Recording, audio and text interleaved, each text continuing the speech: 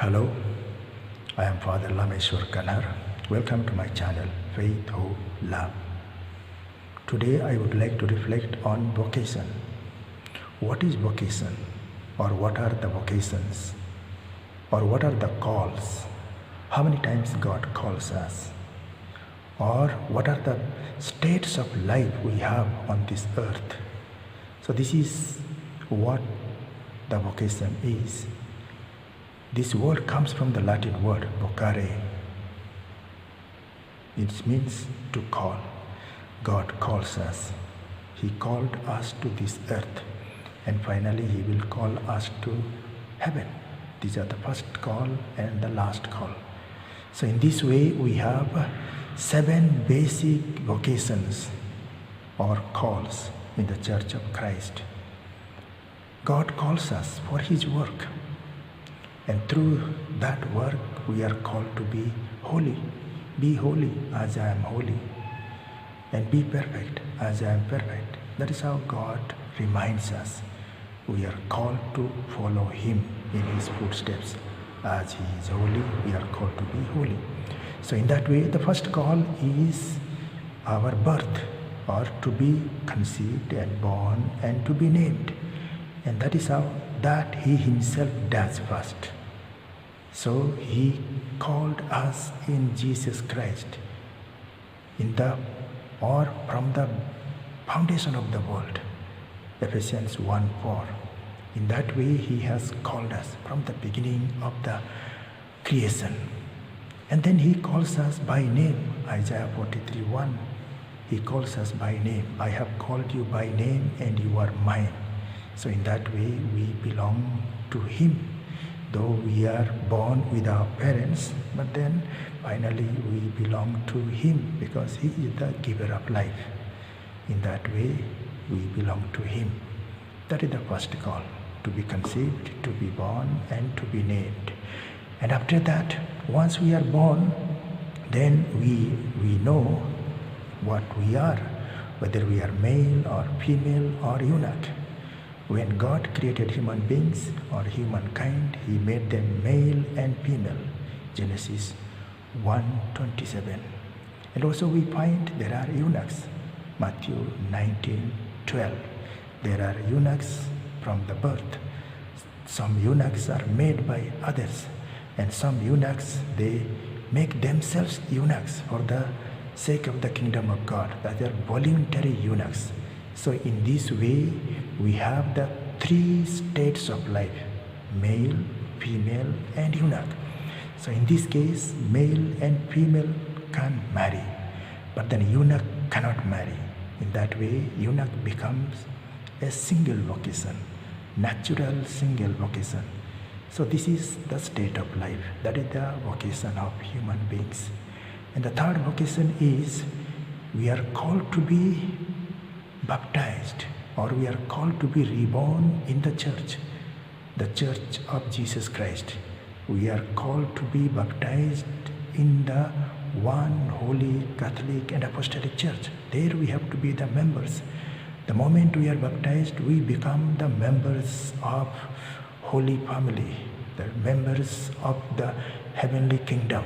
So in that way, we become the citizens of the earthly church, and also we become the citizens of the heaven, the divine realm, where we will be the eternal citizens. So in that way we are called to be born again. John 3:5, Jesus reminds us, you have to be born again, born of water and spirit. That is what the rebirth is. Second birth is. This is our spiritual birth. First birth was our biological birth from our mother, and then the second birth is the spiritual birth from our mother. That mother is church. So in that way we are reborn. We are born with water and spirit. That is how we are called to this church as members of Jesus Christ, because church is the body of Christ and we are the members of Jesus Christ. This church is the visible body of Christ on this earth, being headed by the Pope and the bishops and the parish priests everywhere. So this is how the universal church, and in that church we are planted or we are baptized. Any person who is baptized in the name of the Father and of the Son and of the Holy Spirit is baptized into the one holy Catholic and Apostolic Church. That's the reality. That is the truth. Others may not accept, but this is the divine truth. So in that way, we are members of the church. And as we grow and as we become adults, and we are called to get married. A real man and real woman will get married. But the eunuch cannot marry, because that is the natural call. That person has to be single.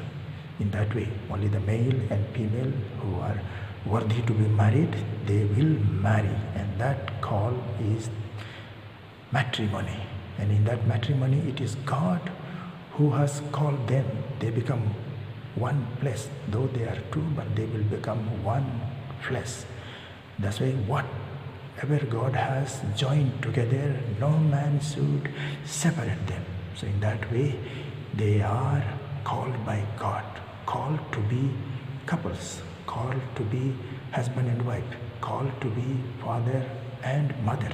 So in that way, that is the sacrament of matrimony. God calls us for that vocation too. And also after that, any persons who want to be voluntarily single and God has called them for another purpose, then they are called for ordained life or professed life. So that is another vocation, ordained life or professed life.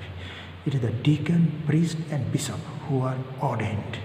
They receive the holy orders. God gives them orders because He is holy, and that's why He has given them that holy orders. Do this in remembrance of me, especially to establish the Eucharist and the other sacraments. And that's why He has given them that holy order. So in that way they will have to do His work. That is His work. He has called them to do His work. And also there are others who are called to be consecrated life, and especially brothers and sisters. They are not ordained, but they are called to be consecrated, and they will take the evangelical counsels, the evangelical three counsels: obedience, chastity and poverty. So those are the three counsels they will take, and they will try to become holy, serve God and serve human beings. So in that way, God has called us to be ordained or to be professed or consecrated.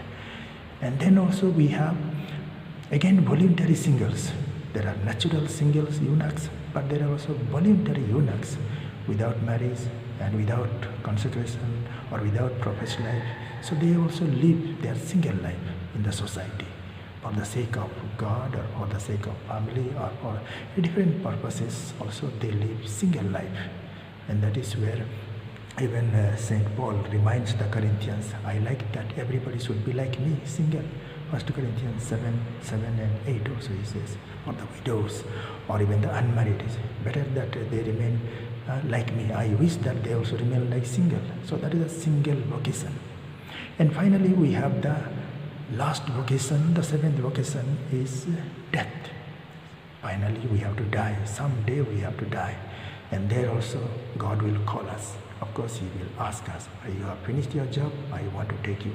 Or sometimes we say, okay, I want to remain some more years or some more days. So in that we can bargain. But then that also is divine call. He will call us and we have to go. Your work is finished, you have to come back.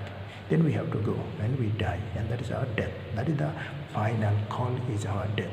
And when Jesus died on the crucifixion, He also said to the Father, Father, it is finished, I finished my work. And then after that finishing His work, He said, I commend my spirit. So in that way He offered His spirit, and we also have to do the same. We have to offer our spirit. Lord, I commend my spirit, take it. So this is how our basic 7 calls we find in the Church of Christ. So let us have those vocations, the states of life. Every vocation is called for holiness. No vocation is high and low, but only we have little hierarchy in the clerical group. That's all.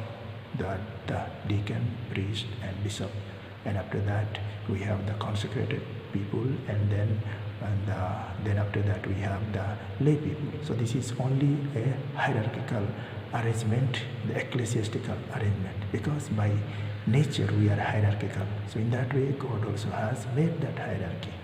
Not that who is high and great and all that, but it's all different vocations, 7 vocations in the Church of Jesus Christ, all for holiness, all for the work of the church. So in that way, let us accept whatever the vocations we have and do our best. Thank you.